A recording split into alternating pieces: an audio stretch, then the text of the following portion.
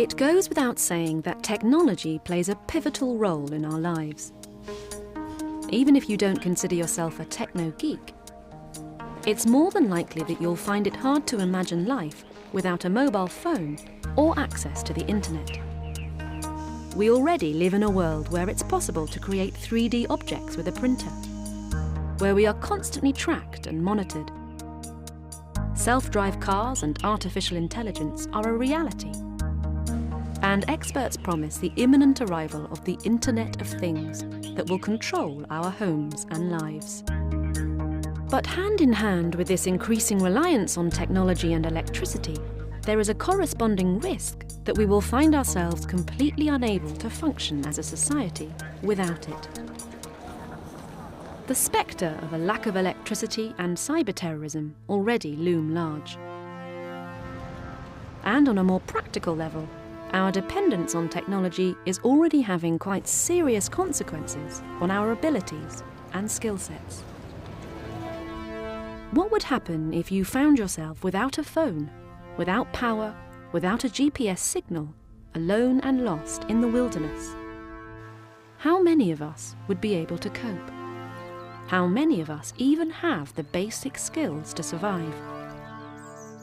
Jason Ingemels is an expert in wilderness survival skills, and drawing on a wealth of personal experience, he teaches these skills to others and can offer life-saving advice. So my name's Jason Ingemels and I'm the Director for Woodland Ways Bushcraft and Survival. And what we do is we take groups out to various locations throughout the UK and overseas, and we practice bushcraft and survival skills and wilderness living skills. Survival skills for me is about trying to get yourself out of a situation that you've not necessarily chosen to find yourself in. And that is overcoming those 4 principles of survival: fire, food, shelter and water. I teach on the rules of 3, okay? And those are 3 minutes without oxygen, 3 hours without shelter, 3 days without water and 3 weeks without food. Now, I'm going to presume that everybody has the ability to be able to breathe, so my pure focus is on shelter immediately. We need to regulate how our body gains and loses body heat, so we need to maintain our core temperature, and clothing is an extension of that, but also the ability to get yourself into an area which is waterproof and windproof. Shelter is always the highest priority.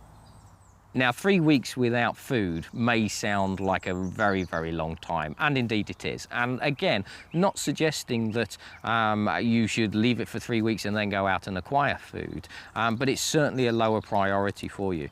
If you're ingesting food, your body needs water to ingest it. So if water is of a concern, you've got limited supplies, you're better off not eating. And so we build on that skill set. We get people learning how to create fire from natural materials, how to construct shelters that will be completely waterproof and windproof, again, out of natural materials, how to get their water and make that water safe to drink, and also how to acquire their own food, whether that's from animal or plant.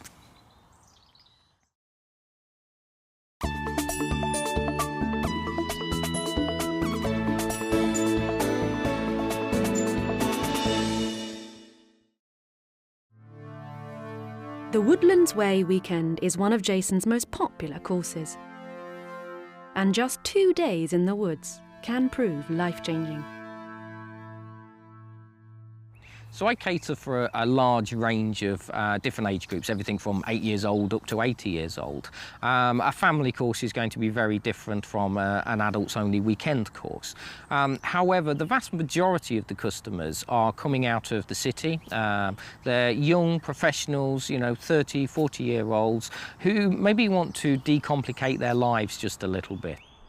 We live in a society now where we have complete reliance on other people, and the skills that we teach are more about self-reliance. We can't come out here and flick a switch and have light and turn a dial and have heat. You've got to provide it for yourself, and I think that connection with being responsible for your own safety and your own welfare really connects with people that have been removed from it for so long.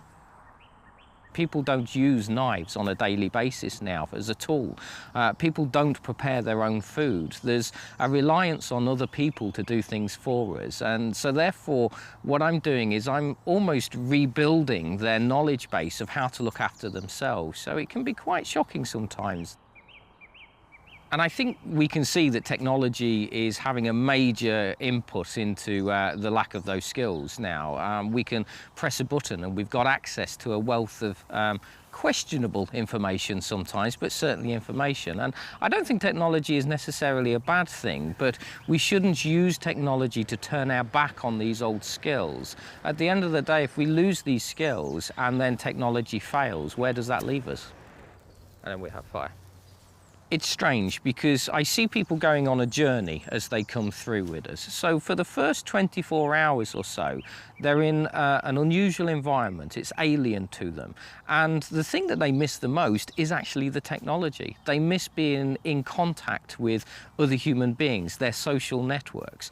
They're not able to, you know, nip onto Facebook and do an update status. They can't communicate with their normal social network through technology.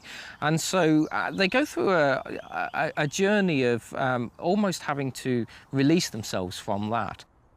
But as the time progresses and they realise that actually the world is around them here, it's not on a screen in front of them, you get a transformation. They relax more and they really tune into the environment.